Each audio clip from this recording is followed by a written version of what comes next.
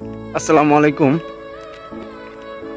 একটা বিষয় দেখেন যে যেই দেশটা থেকে সারা দুনিয়াব্যাপী মানবাধিকার নিয়ন্ত্রণ করে এবং মানুষের অধিকার নিয়ে তারা কাজ করে, দেশের অধিকার নিয়ে কাজ করে, আজ সেই যুক্তরাষ্ট্র এমন কাজ করতেছে, ইরানের উপরে অনৈতিকভাবে যে একটা হামলা চালাচ্ছে, নির্মম হামলা চালাচ্ছে।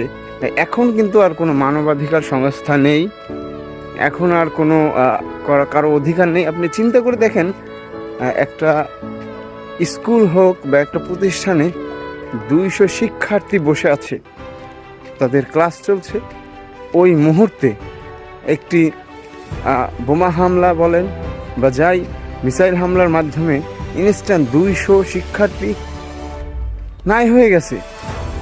এখন আর কোনো মানবাধিকার সংস্থা নেই। তো গাজাতে, প্যালেস্টাইনে হাজার হাজার 60-70 হাজার শিশুদের নির্মমভাবে, দুধের শিশুদেরও ছাড় দেওয়া হয় নাই। তো এখন সেক্ষেত্রে আর কোনো মানবাধিকার নেই। এগুলো থামানোর জন্য একমাত্র মুসলিম কান্ট্রিগুলি যথেষ্ট ছিল, যদি তারা ঐক্য থাকতো।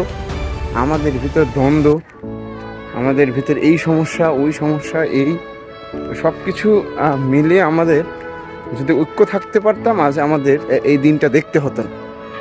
সো এই হলো আমাদের মুসলিমদের অবস্থা। সো ধন্যবাদ সবাইকে।